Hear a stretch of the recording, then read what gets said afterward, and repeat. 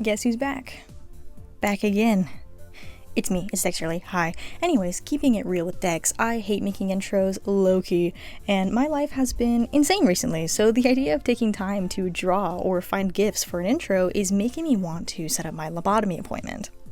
Before we jump in, my Draw This in Your Style challenge has come to a close, meaning the winners are going to be announced right now. So if you missed it, well, subscribe and follow my socials for updates about my next inevitable event, and while you're there checking out my link tree in the description, you should also check out my Ko-Fi and help a struggling artist there. It's me, I'm the struggling artist. Now, after some careful consideration, I have decided on my first through third place winners. Coming in third place, we have Sugar Phoenix on Instagram. I really just love how sticker-like this art style is. It's so squishy and I love it. Not to mention how beautiful the background is. Also, the use of lighting was just really well done here. Congratulations, Sugar Phoenix. Coming in second place, we have Tiny Creature, and no, I did not play favorites because she's my friend IRL. I honestly just loved that, first off, this was a traditionally done piece, and the detail and shading is just superb. The hair rendering, the facial feature shading, honestly, I just love the degree of technique that went into this, and the longer I look at it, the more shading techniques I can see and admire. Also, the background is very pleasing as well. Then finally, we have our first place winner, Drawing Pink 25. I'm not gonna lie, at first glance I was, I guess, just shocked to see a different take from the original, but that was one of the strengths in this piece. First off, the posing is unique to the original and I really loved seeing that. Then we have the sun and moon theming of the outfit and the hair and eyes. I mean, come on, this is amazing. I absolutely love this piece and low-key want to make it my screensaver. Going with the gold accents on the outfit instead of silver was a unique approach, and honestly I was a little wary with the changes in the outfit, but this was just done so well that I kind of want to redesign my girl to look like this because of how much I love this piece. Also, let's take a moment to appreciate this background, and the foreground too. The flowers, the depth, the lighting. I'm literally about to ascend. This is just... It's such a beautiful piece. I am beyond honored to see basically fan art of my OC in such a gorgeous way. I can see the heart, the time, and craftsmanship that went into this piece, and honestly, just wow, this is amazing. A round of applause for all of our winners, and of course we have our honorable mentions, and if they have socials, they will be linked in order of appearance so you can check out their work. The same applies for the winners. And so here are our honorable mentions. Starting off our honorable mentions, I do want to say, if I say these names wrong, I am so sorry. I don't know how to say them. So starting off, we have Gonzo. I had to say that in 2 syllables because, oh my goodness. Then we have Animthe. I'm not sure if I'm saying that right, but Animthe, maybe it's Animthe. I don't know, I'm so sorry. Then we have Shadowbean Arts 423 and Creative Arts Lover. Thank you to everyone who participated, and congratulations winners! You were all messaged about your win and prizes, and I cannot wait to get started on these commissions for you guys. Anyway, let's get focused, let's lock in, and let's get right into the video. So funnily enough, I remember exactly where I was and when it was when I drew the OCs you're about to see. I was in my freshman year of high school, or maybe ending my 8th grade year. I was obsessed with the Beatles at the time, and I was with my mom at her work. So while she was doing her thing, I was at the other end of her cubicle drawing pretty much all day because I got the grand idea for a cyberpunk-style comic thing that kinda took heavy inspiration from both Ready Player One and Sword Art Online. I was also heavily influenced in the style from Hazbin Hotel and Steven Universe, so you can very clearly see that in my designs, which is crazy because, fun fact, I kinda hate both of those shows, and I have a very good reason for why, but that's for another time. Comment if you want to see that, by the way. So to honor the way I did this the first time, I would start with my main girl, who I for some reason named Cookie with a 3E.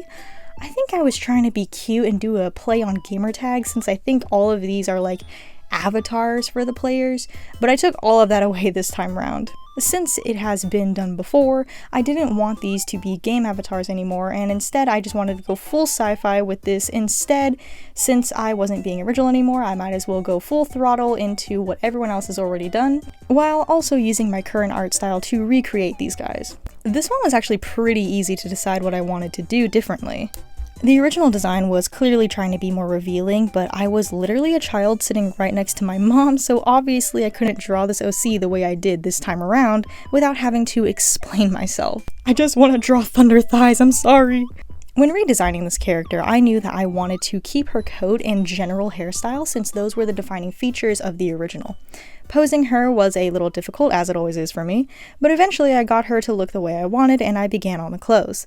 If I'm being really honest, not much thought went into her outfit. I kind of just drew until I found a design I liked. I wanted to make her look more spunky, so I gave her sharper features in her face and hair, and even her outfit despite the round smoothness of the clothes and nature. Something about her design now just has a very sassy, sweet kind of vibe, and I really like it. What's actually really interesting about this whole design is when I first got Procreate, I was brand new to digital art, and one of the first things I did was color this original art.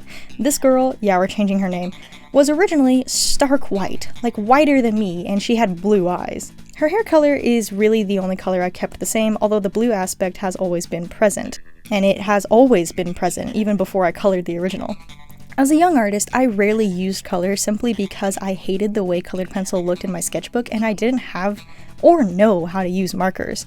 I was really only versed in watercolor at the time. With that in mind, basically all of my old OCs will be in black and white, but I have a photographic memory, so if I imagine it, I remember what I meant to do. And speaking of color, choosing new colors for our girl was not as hard as it was for the rest. I just used some palettes I found on Pinterest, which you can see in the Speedpaint. I have no idea who the original creators are. Anyway, I wanted to keep her main outfit pretty simple so that her coat and hair would pop off of her, and using this bluish lavender did exactly that. There isn't really much else to describe here, so just get a good look at the final product. I'm still thinking about names though. I feel like her name would start with a Z, so if you have name suggestions, leave them in the comments. Next we have what was originally named Taffy, and let me explain. I had a vision that her hair was going to be like Strawberry Laffy Taffy, you know, long and pink like Princess Bubblegum.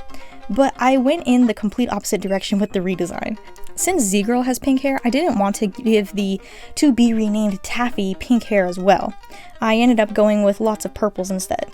Well, I say lots. It was really only used in the hair, and there's like a magenta and pink strewn about for the rest of the outfit, and hints of a bright green. I was going for almost a nightcore look for her design, while also incorporating like, I guess, Frutiger arrow, which I don't see a lot of OCs relating to nostalgia core in general, and I love whenever I find those rare gems. I wanted this girl to look like she could pop out of an old Flash game or something, and I had a friend mention that she looks like a doll. And I think that means I'm on the right track with this. In the original design, Taffy had a high ponytail and no bangs with the long strips in the front. I kept the same general idea with this, but I decided to give her bangs and make it more of a half up, half down sort of thing. I also spread her hair out just to really show it off. She doesn't have the peridot treatment and have a triangle for hair. I've noticed that I've been doing this a lot with my OCs, but I keep giving my favorites headphones. All of my nostalgia OCs have these headphones and they each have their own design for the accessory. Actually, while I was doing this design, I found myself thinking back to the Rainbow Rocks Fluttershy doll I had as a kid. I actually still have it, maybe I was subconsciously pulling from that since the colors are, well, very similar. Even if I did draw inspiration, this design is so different from the doll and the original that it might as well be a whole new OC. Obviously her name won't be Taffy, especially now. I'm thinking something like Lola, but if you have any ideas, leave them in the comments. With that, let's move on to the last OC of the set. This last one has the craziest transition because, well, you'll see. So this one was my attempt at a Garnet type character. I was trying to do a silent but lovable character that was large, in charge, and had some poofy hair. All of that disappears. Well, sort of. I kept the idea of her being a big mama woman, but I took away virtually everything else. I decided to make her an android since she did have an android element in her original design with her LED mask, but I figured I would enjoy the character more if I went full on Daft Punk. I was so right though. Once I started drawing from aspects of my beautiful ladies RC and Arachnid from Transformers Prime, and a little bit of Morgana from Troll Hunters, I realized just how much I was loving this metal android look. However, the hot pink bits of her body are not shaded the same as the metal, and that's honestly because I couldn't decide if I wanted that to be silicone or if I wanted her to have a silicone body and the metal be like armor or clothes. I don't know, I'll think about it. I kind of like the idea of just this being her body and there's nothing but wires and inner workings underneath the metal bits. I still can't get over how drastic this change is. She really isn't even the same character, but she's the same character to me, deep down in my heart.